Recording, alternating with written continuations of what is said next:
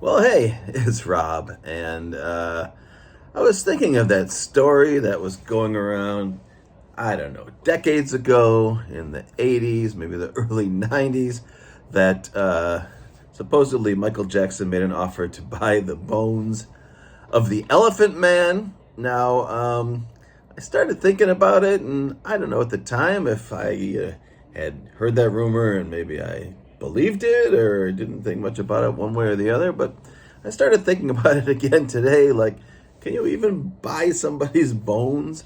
So, if you haven't seen my videos and you're new to my channel, I did work in the studio where Michael Jackson recorded Dangerous between 1990 and about 1992. When I think back on it now, I mean, sadly, that was the last time, Michael Jackson had any peace in his life at all.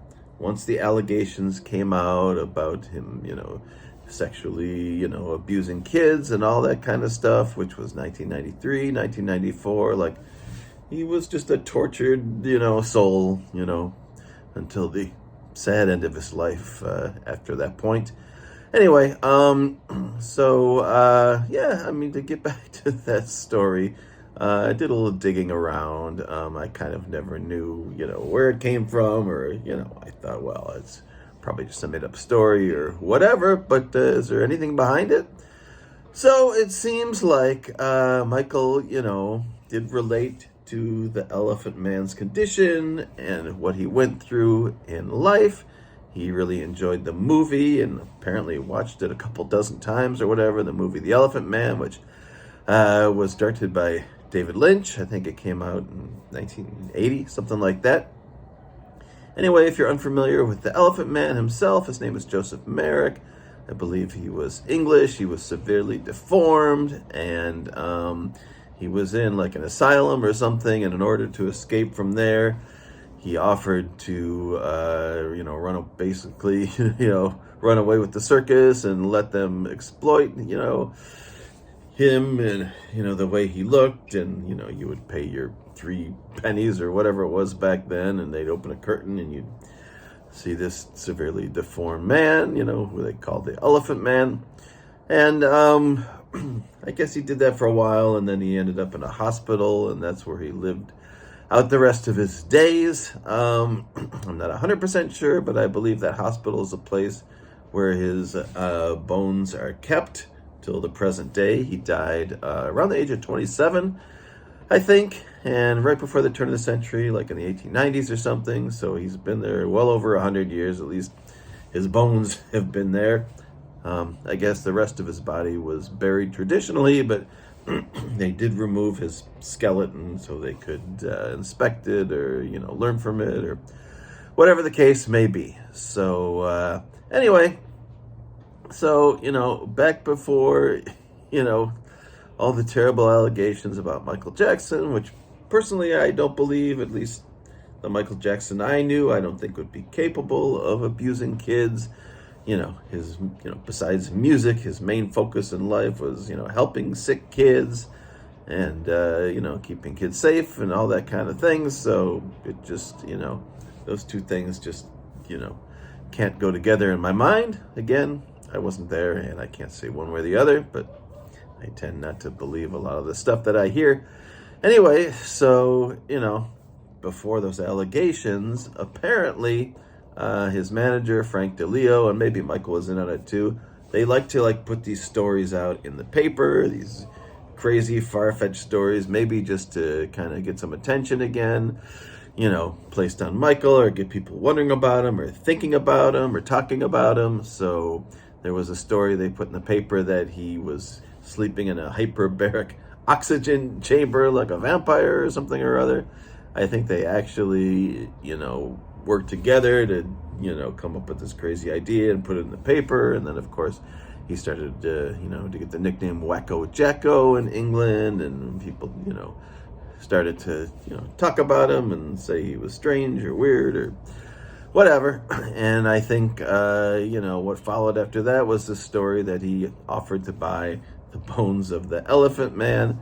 Again, I don't know that you can buy someone's bones. First of all, they weren't for sale. So it was not like they were, up for auction and he put in a bid or whatever.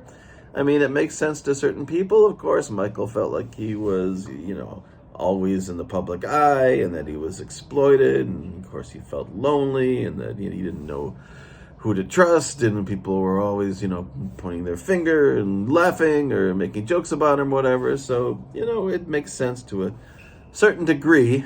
But, it was reported that he offered $500,000 for the Elephant Man's bones. And then he increased it to $1 million. Again, the bones were not for sale. It was never considered.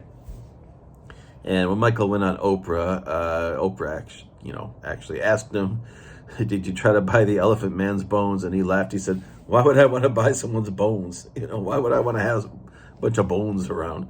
So, I tend to believe that this story was maybe just placed in the press just to generate some interest in Michael or controversy or whatever, but maybe Michael had nothing to do with it, or maybe he thought it was funny and, he, said, okay, you can put that story out there and whatever, we'll see what happens. But as far as I can tell, there really was no, official offer to buy the bones of the Elephant Man. What would he do with them anyway? I mean, they have been kept, I believe, in the same hospital where he lived for 100 years or whatever, in a display case, or, who knows where they are. But, yeah, so, it seems like the good old days now that that was, the worst, allegations, against Michael Jackson was that he, slept in an oxygen chamber and that he wanted to buy the bones of the Elephant Man. I mean, it just seems pretty quaint at this point, knowing what we know about,